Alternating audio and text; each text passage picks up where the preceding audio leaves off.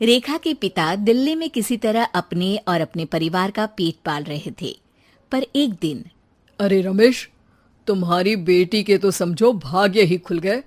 वकील लड़के का रिश्ता आया है। अरे वाह, कब करना चाहते हैं शादी? वो लोग तो जल्द से जल्द ही करेंगे। बाकी शाम को मैंने रेखा को देखने के लिए बुला लिया है। तेरा घर छोटा है तो तुम लोग मेरे घर ही आ जाना। राकेश और उसकी बीवी सारी तैयारी के साथ रोहित और रेखा की शादी कर देते हैं। लेकिन अगले ही दिन देखो रेखा, शादी भले ही हो गई है, लेकिन तुम ये मत सोचना कि मैं किसी जोरू के गुलाम टाइप रहूंगा।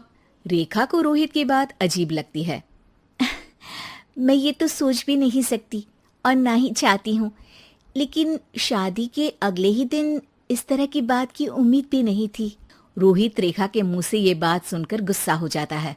अरे, काफी जबान भी चला लेती हो। माँ ने सिखाया नहीं कि पति से कैसे बात करते हैं? रेखा अब चुप रहने में ही भलाई समझती है। रेखा, जल्दी से नाश्ता तैयार कर लो। आज पहला दिन है, सारे काम तुम्हें समझा दूंगी। ये नौकरानी है जो तुम्हें बता देगी कि कैसे कैसे क्या करना है। फिर इसकी कल से छुट्टी है। रेखा भी ससुराल में जी जान लगाकर काम करने लगती है। खाली समय मिलता तो पति के वकालत की किताब उठाकर पढ़ने लगती। ये क्या, जब देखो तब पढ़ती रहती है। अच्छा सुन, कल पिता के घर से 20,000 रुपये लेकर आना। मेरे छोटे बेटे की फीस भरनी है। लेकिन पापा क्यों भरेंगे उसकी फीस? अरे वाह जी वाह, पापा क्यों भरेंगे? तो ये बता, हम क्यों रखेंगे तुझे यहाँ? क्यों खाना देंगे फ्री में? अरे, क्योंकि मैं बहू हूँ इस घर की। तभी वहाँ रोहित आ जाता है। अरे वाह, बड़ी जबान चला रही हो। चुपचाप माँ जो कह रही है वैसा कर, वरना सामान उठा और जा अपनी झोपड़ी में। बेचारी रेखा क्या करती, पिता के घर जाती है, उनको सारा हाल बताती है।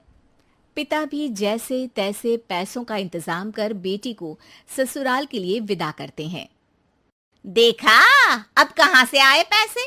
अरे बहुत माल है तुम लोगों के पास, बस सीधी उंगली से निकालते नहीं।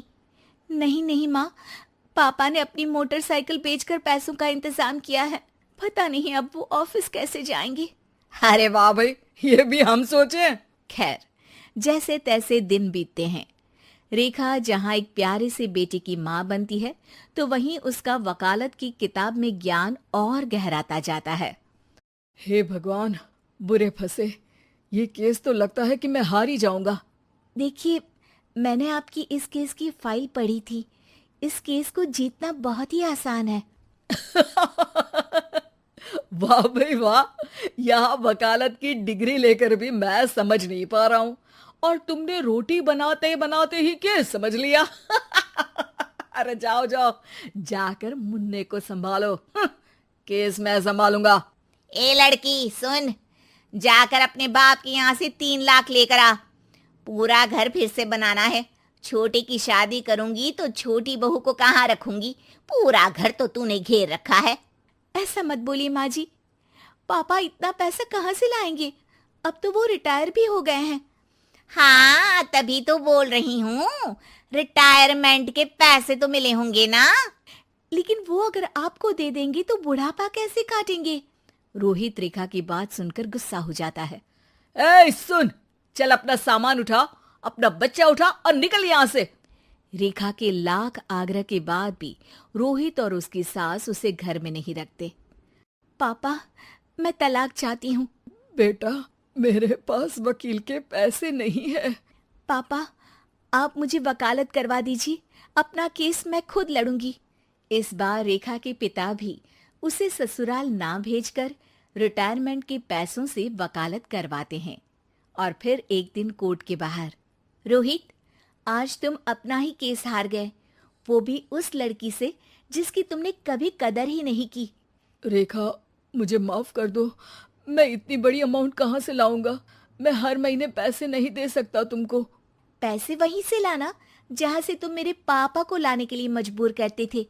एक पिता अपनी बेटी की शादी उसकी खुशहाली के लिए करता है, ना कि सारी जिंदगी कर्जदार बनने के लिए। अरे, मेरे ही बेटे की किताब पढ़ पढ़ कर ज्ञान बांट रही हो। वकालत की किताब तो ससुराल में ही पड़ी थी ना। बिल्कुल, यहाँ मेरी गलती रही। जिस पैसे से मैंने इसकी शादी की थी, मुझे वो पैसे पहले इसकी पढ़ाई में लगाना चाहिए था। और आज रेखा एक जानी मानी वकील के रूप में काम कर रही है।